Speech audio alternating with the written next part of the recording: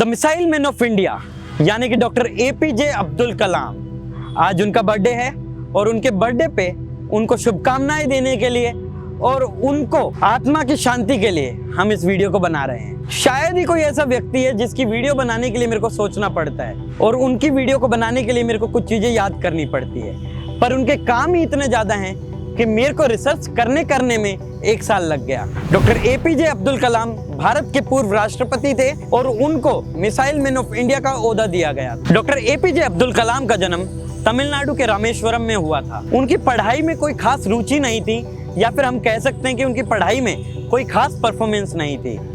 वो अपने बचपन में अखबार बेचने का काम करते थे और पढ़ाई में कम रुचि होने के बाद में भी उनके टीचर्स और उनके दोस्त कहते थे कि इनके अंदर बहुत ज़्यादा कैलिबर है और बहुत ज़्यादा खूबियाँ हैं कि वो अपनी ज़िंदगी में कुछ अच्छा और कुछ बड़ा कर सकते हैं। मैं आपको बता देता हूँ कि उन्होंने एरोनॉटिकल इंजीनियरिंग में अपनी पढ़ाई कंप्लीट करी और फिर भारत की डिफेंस सर्विसेज के लिए उन्होंने काम करना शुरू किया।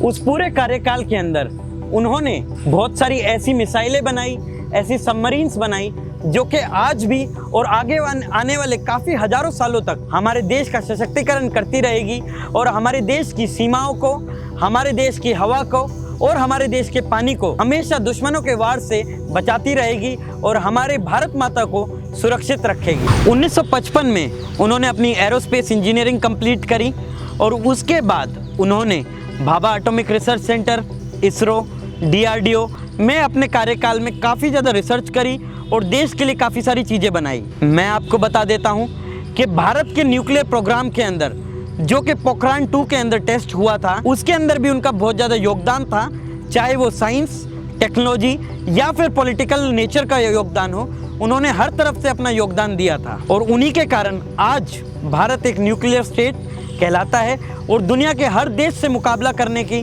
टक्कर लेने की और आंखों में आंख मिलाकर और कंधे से कंधा मिलाकर चलने की क्षमता रखता है। मैं आपको बता देता हूं 2002 के अंदर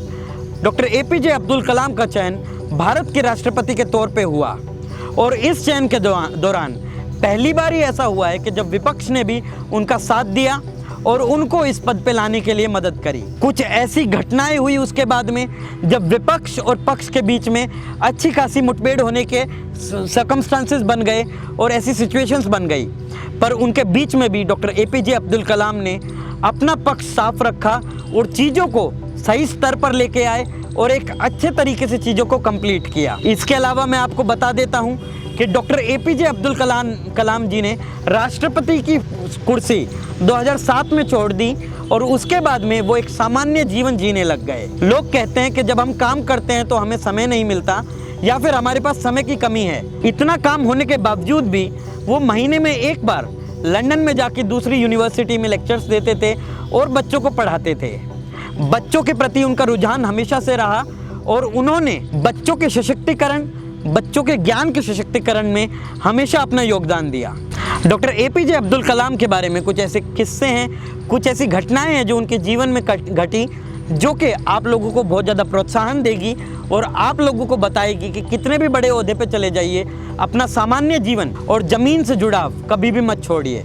और इसी नीति को डॉक्टर एपीजे अब्दुल कलाम ने फॉलो किया और इसके कारण से वो आज सिर्फ एक नाम नहीं है, वो हमारे देश के लिए एक सोच है जो कि हमारे देश को हमेशा आगे ले जाती आई है। कुछ एक ऐसा ही किस्सा है, एक बार उनका पूरा परिवार, उनके भाई रामेश्वरम तमिलनाडु से दिल्ली घूमने के लिए आए थे, यानी कि दिल्ली दर्शन के लिए आए थे। उस टाइम पे उन्होंने उनको राष्ट्रपति भवन में रोका था और उन सब की अच्छे से खातिरदारी कराई थी, पर अंत में पता है क्या हुआ था? उन्होंने उनका पूरा का पूरा खर्चा अपनी तनख्वाह में से कटवाया और राष्ट्रपति भवन की अथॉरिटीज़ को उसका बिल मांगने के लिए कहा। ये मेरा परिवार था, ये कोई सरकारी काम नहीं, मेरा पर्सनल काम है, जिसके लिए लोग आए थे, जिसके लिए खर्चा हुआ था, तो ये पूरा खर्चा मैं अपनी जेब से दूंगा। ऐसा एक किस्सा उनकी दिलदारिता और उनके अच्छे व्यवहार को बताने के लिए उनके अंतिम क्षणों का था, जब वो आखिरी समय में शिलोंग के अंदर IIM यानी कि Indian institute of management Shillong के अंदर अपना भाषण देने के लिए गए थे और लोगों से, बच्चों से बात करने के लिए गए थे। तब एयरपोर्ट पे उनकी गाड़ी लैंड होने के बाद, प्लेन लैंड होने के बाद उन्होंने कार ली और लगभग 4 से 5 घंटे के ड्राइव में उनको उस इंस्टीट्यूट में पहुंचना था। तब उन्होंने देखा कि उनके आगे जाने वाली पायलट जिप्सी में एक जवान यानी कि कमांडो खड़ा हुआ है लगातार। तो उन्होंने अपने सेक्रेटरी यानी कि अपने ऑफिसर ऑन स्पेशल ड्यूटी से कहा कि आप प्लीज़ इससे मैसेज कराइए और इससे रुकने के लिए कहिए, इससे बैठने के लिए कहिए, क्योंकि ये बेचारा थक गया होगा और मेरे कारण किसी और को समस्या नहीं होनी चाहिए। पर उस वक्त उस हाइट के ऊपर होने के कारण और सिक्योरिटी प्रोटोकॉल के कारण कॉर्डलेस का या वायरलेस का कनेक्शन नहीं बन पाया और डॉक्टर APJ अब्दुल कलाम उस मैसेज को उस व्यक्ति तक नहीं पहुंचा पाए। फिर उन्होंने वहाँ पर पहुँचने के बाद उससे माफ़ी मांगी और उससे कहा, धन्यवाद, तुम मेरे लिए खड़े थे, मेरी सुरक्षा के लिए खड़े थे, अब तुम आराम करो, कुछ खाओ पियो।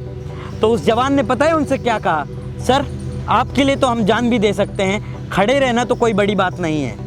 ये कुछ बातें हैं जो कि डॉक्टर APJ अब्दुल कलाम को बहुत बड़ा बनाती है, बहुत विशेष बनाती है। उन्होंने कितनी मिसाइलें बनाई, कितने रिसर्च पेपर लिखे, कितने बच्चे उनके हाथों से पढ़ के गए, कितने इंटरनेशनल पार्लियामेंट्स में उन्होंने लेक्चर दिए, जहाँ पर उनके लेक्चर दिए जाने वाले दिन उनके नाम पे उस पार्लियामेंट के दिन को माना जाता है और उसको सेलिब्रेट किया जाता है। पर फिर भी उनके जीवन में सिर्फ उन्होंने कुछ शर्टें, कुछ चंद सूट रखे, पर जो उनकी कमाई थी वो थी लगभग 48 डॉक्टरेट की डिग्रियां और लोगों का बेहद बहुत ज़्यादा प्यार।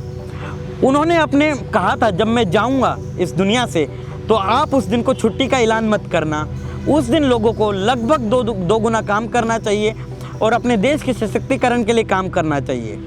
ऐसे महान साइंटिस्ट, नेता, इंसान और सोच शायद ही इस देश को दोबारा मिल सकते हैं।